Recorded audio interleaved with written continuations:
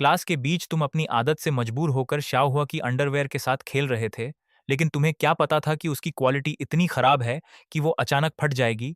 और जैसे ही वो फटी, कपड़े के स्किन से टकराने की आवाज पूरी क्लास में गूंज गई। एक सेकंड में सबकी नजरें तुम दोनों पर आ टिकीं, और शाओहुआ की आंखों में जो गुस्सा था, वो साफ बता रहा था कि इस बार घर जाकर तुम्हारी हालत खराब होने वाली है, क्योंकि तुम दोनों बचपन से चाइल्डहुड स्वीटहार्ट्स थे। और ये बात तुम अच्छे से जानते थे कि स्कूल के बाद वो सीधा तुम्हारे घर कंप्लेंट करने आएगी, यानी आज पिटाई फिक्स है। लेकिन फिर भी तुमने बिना सोचे उसे अपनी बाहों में खींच लिया, उसके करीब जाकर उसके कान में धीरे से कहा कि इस जिंदगी में अब कभी तुम्हें मिस नहीं करूंगा। तुम्हारे इस सडन बिहेवियर से वो खुद भी कंफ्यूज हो गई, क्योंकि तुम्हें याद था कि पिछले जन्म में तुम एक बिलियनियर थे, लेकिन तुम्हें अपने आसपास के लोगों का असली चेहरा बहुत देर से पता चला था।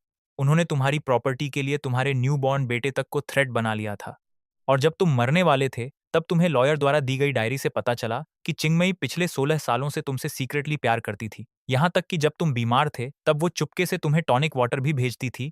शायद भगवान ने तुम्हें एक सेकंड चांस दिया और तुम्हें फिर से 18 साल की उम्र में रीबर्थ मिल गया। तभी तुमने कसम खाई कि इस बार उसे अपनी वाइफ बनाओगे। तभी अचानक ली सियू ने तुम्हें धक्का देकर दूर किया।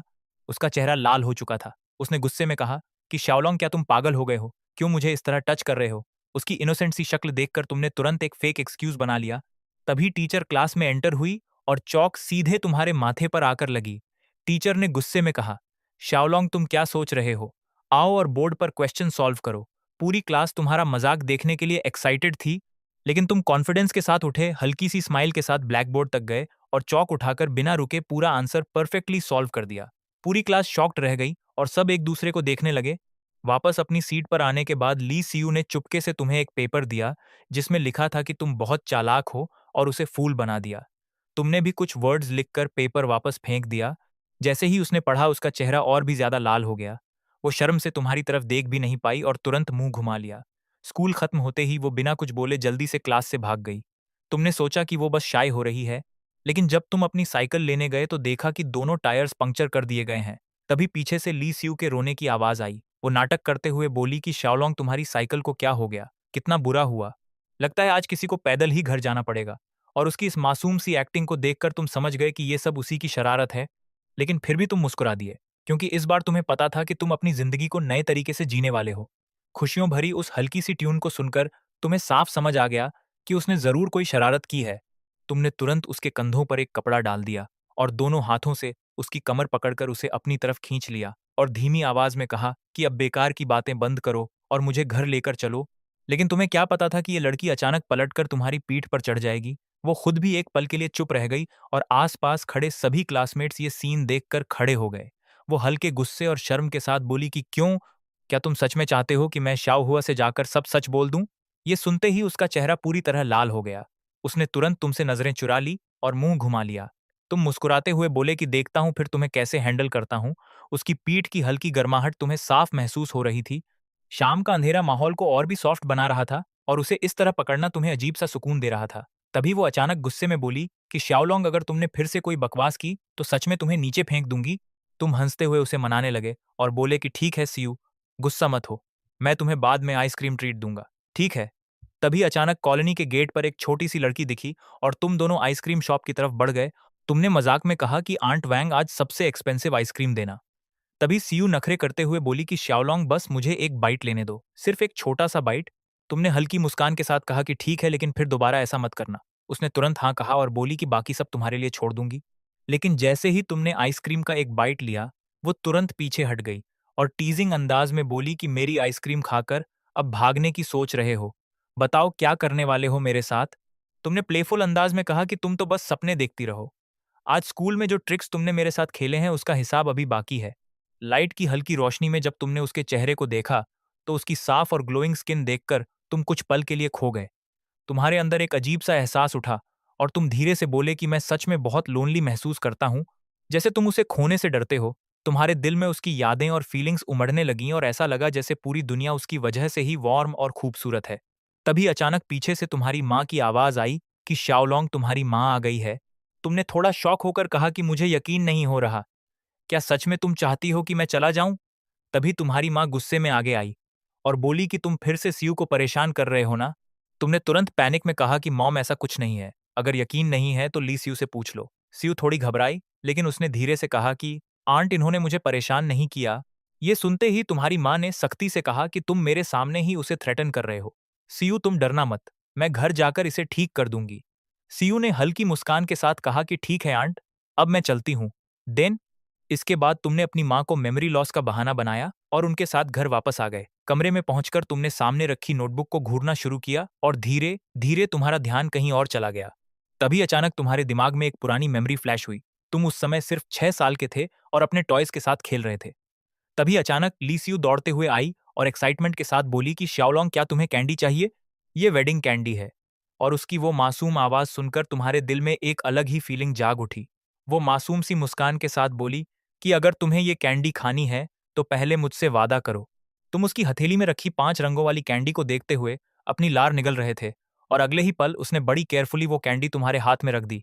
फिर धीरे से बोली कि मेरी माँ कहती हैं कि वेडिंग कैंडी सिर्फ मैरिड लोग खाते हैं। अगर तुमने मेरी कैंडी खा ली तो तुम्हें बड़े होकर मुझसे शादी करनी पड़ेगी।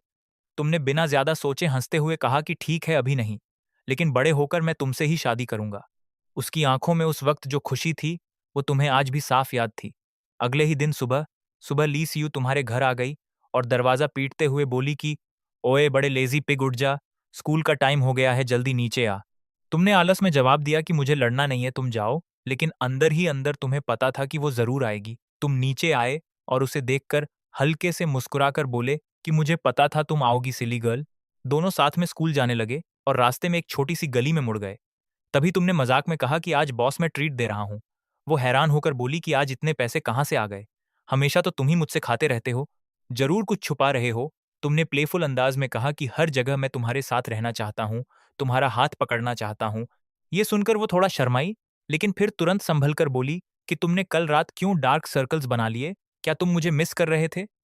तुमने जल्दी से नजरें चुराते हुए कहा कि नहीं, ऐसा कुछ नहीं है, मैं तो बस होमवर्क के बारे में सोच रहा था जो पूरा नहीं हुआ। लेकिन फिर तुमने उसे अचानक गले लगा लिया और धीरे से कहा कि मैं बस तुम्हारा इंतजार कर रहा था।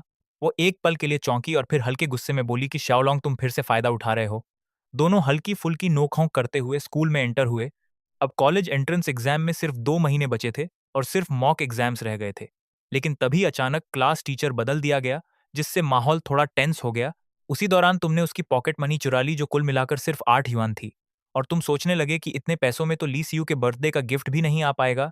तभी तुम्हारा दोस्त तियानसी आया और बोला कि चल आज मूवी थिएटर चलते हैं, तुमने वादा किया था मुझे साथ ले जाओगे, लेकिन तुम बिना बताए गायब हो गए।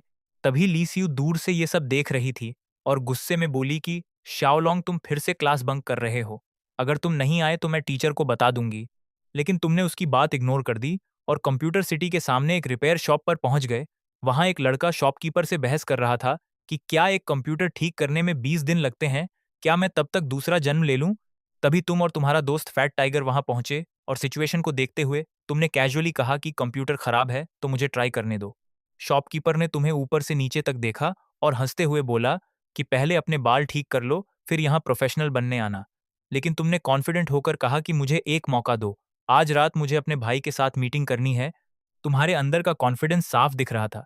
तुमने कंप्यूटर को हाथ लगाया और कुछ ही सिंपल ऑपरेशंस किए, जैसे तुम्हें सब पहले से पता हो, और अगले ही पल स्क्रीन अचानक से ऑन हो गई। ये देखकर वहां खड़े सभी लोग शॉक्ड रह गए और तुम्हारे चेहरे पर हल्की सी स्माइल आ गई, जैसे ये सब तुम्हारे लिए कोई बड़ी बात ही नहीं थी।